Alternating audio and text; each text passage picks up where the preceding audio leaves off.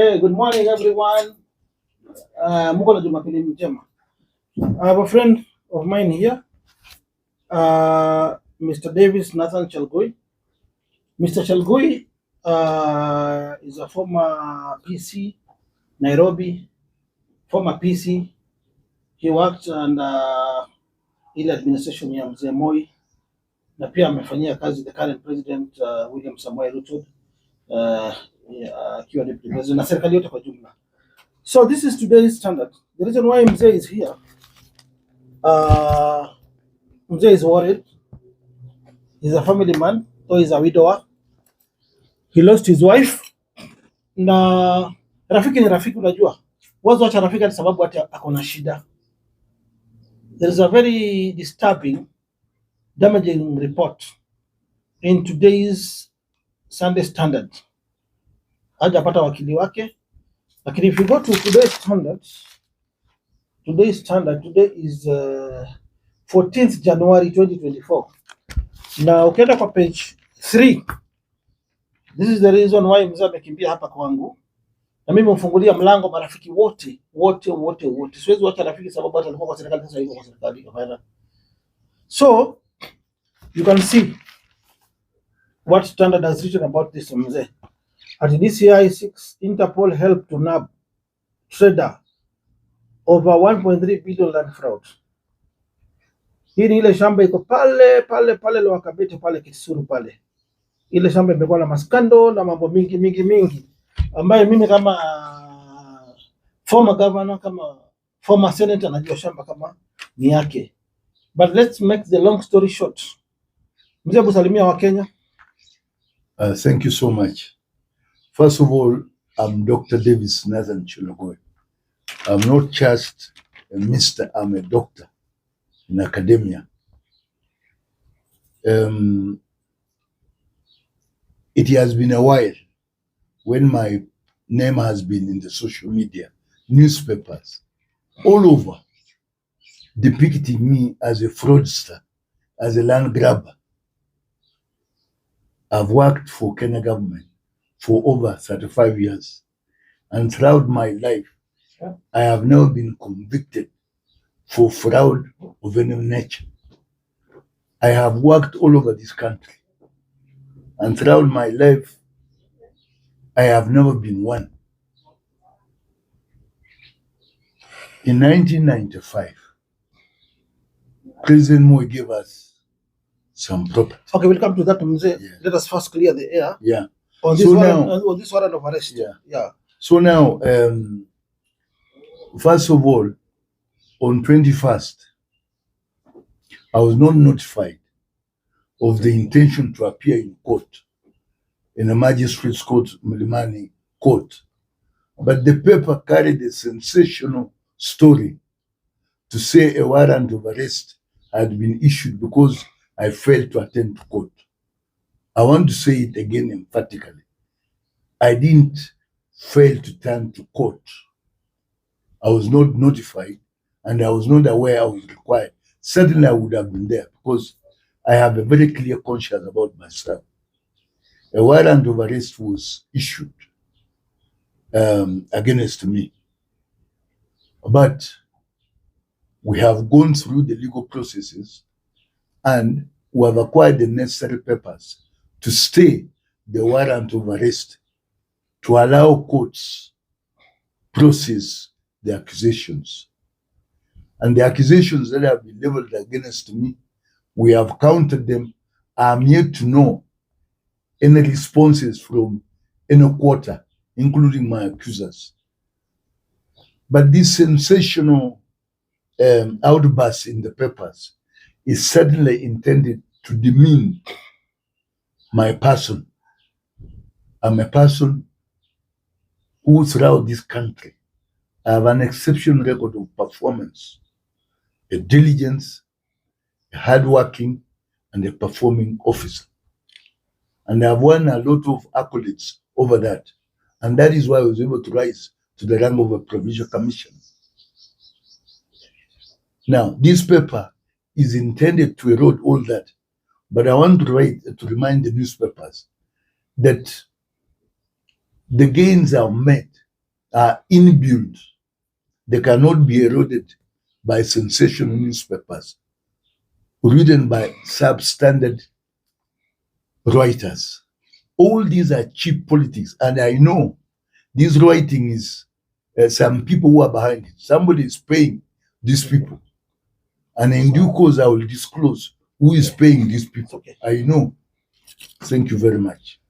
Okay, in short, this story is by a writer Jacob Ngetich. I think after this, Mzee will demand an apology from you. Now, I read the story sababu Mzee ni rafiki yangu na nimekuja for help today being a Sunday. Sisi we are for justice. DCI seeks Interpol help to nab trader over 1.3 billion land fraud. The Director of Criminal Investigation, DCI, has written to Interpol and Immigration to help establish the whereabouts of a Nairobi businessman who disappeared 2 weeks after a magistrate issued a warrant of arrest after he failed to appear in court. DCI is hunting for Davis Nathan Chalgoi, who is implicated in forgery of land title and other documents of an 18-acre land located at Lower Kabete in Nairobi, valued at 1.35 billion. Milimani Principal Magistrate Adolfina Alego on December 23rd last year issued the warrant after Chalgoi failed to appear in court for plea taking in a case where he is jointly charged with Assistant Deputy Director of Lands Administration Andrew Kirungu. The prosecution alleges Chalgoi and Kirungu conspired to defraud Rapshi and Hiten Kumar Raja of the land along Lower Kabete. In the letter addressed to the Interpol, Immigration, and all government departments, DCI said any information on Chalgoi will be welcomed. Sasa hii shamba kuna mtu ajui, hata Jacob Juma alikuwa kwa hii shamba, ni the famous shamba pale. Nimekuwa nikidili na hii kesi ya hii shamba nikiwa senator, nikiwa governor. However, mahali imefikia, as leaders we must talk. This Mzee is known. Huyu ni Mzee tunamheshimu na amefanya kazi kwa serikali. Na ukiona amekuja hapa Sunday akiwa kwa hii hali ya huzuni, kwanza let us dispute his story hizi by, we don't blame the DCI because he must do his work. However, those listening to one side of the story are very wrong. Nakumbuka tukiandikia DPP Tobiko that time, na everybody knows this is a public land. Whoever is using money coming with fake stories to fix this Mzee is wrong. To make the long story short, Mzee, he believes and respects the rule of law. He rushed to High Court of Kenya via criminal appeal number 473 of 2023. And there is an order that was issued by the High Court of Kenya on the 8th January 2024 before Honorable Professor Sifuna J. This is the order.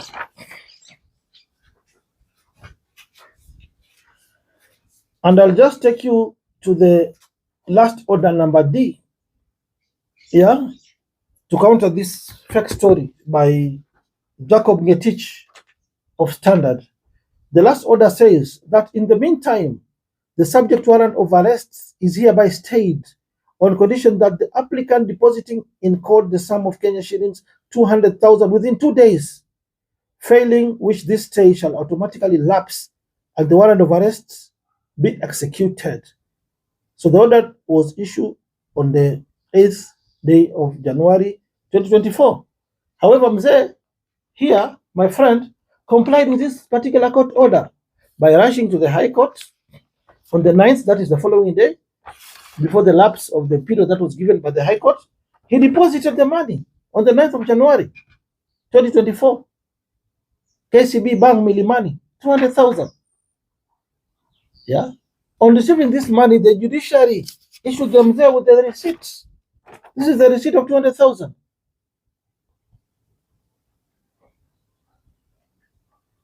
And prepared some bond bail documents signed by the High Court of Kenya. Anticipatory bail was granted. So Mzee is not above the law. He's not a fugitive in his own country. Atafutwa na Interpol. He's a free man. So by this particular orders from the High Court, this story dies. It becomes a fake story. Mzee we tembea, nobody will arrest you. Hii ni body yako, tembea nayo. Yeah. You've gone to the High Court because you are a law-abiding citizen of this country, being a former PC in this country. Kwa hivyo watu waache siasa ya pesa nane. Standard, we demand an apology, and we want law to be followed.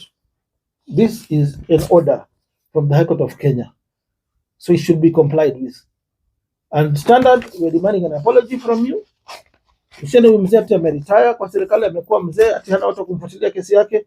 We are there for such people. We are there for such people. So withdraw your fake claims, and tomorrow we need an apology. You do a newspaper cutting. Hizi nawatumia picha. Nawatumia picha hizi. Mcapture Standard. Capture hii order.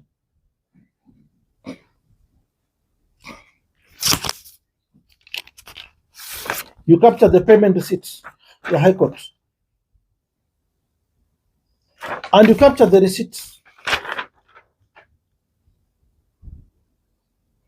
And you capture the bail, anticipatory bail granted by the High Court. So acheni kuharibia watu majina. Mzee, very sorry, you're a free man, nobody will arrest you. I just want to add something. I know that there are quite a lot of interests which are emerging in this property. We know who want to steal the land. And I'm asking all those who are interested in this property to go slow. It has the owner today, tomorrow, and in the future. Tomorrow, Mzee, I know the history. I have my file. I'll look for it. But just come with your file. We go to the DCI's office. Yeah, he's a guy who listens. He's the guy who believes in the rule of law. Mtu anaheshimika. We explain our case vizuri. Are we together? You know, I have been there with all those documents. Okay, but you didn't tell me about and this. And he before. agreed with me. Yeah. And he agreed with me. But there are some China boys who are being used by somebody. So let's not because even now, and I want to mention this is a matter before court. Let's not politicize it. We'll just follow the law. Yeah, we'll just follow the law. Pole pole. It will come. It will come to that. Okay. Yeah. Let's not. We're just giving the facts that the warrant of arrest is no longer there. Let's not discuss the details of the court. It will be sub judice for us to go into the details of the yeah. You just leave it there as of now. Usiongea mambo mengi ya koti. Kuna high court order which we respect, and the proceedings are before the magistrate court. Let's respect that. Thank you very much. I think this is important. What you do, we go and make a report. This is no longer public land. It used to be public, but now it's private land. Yes. Yes. I understand that. Yeah, that's an important thing. Okay, so tumemaliza.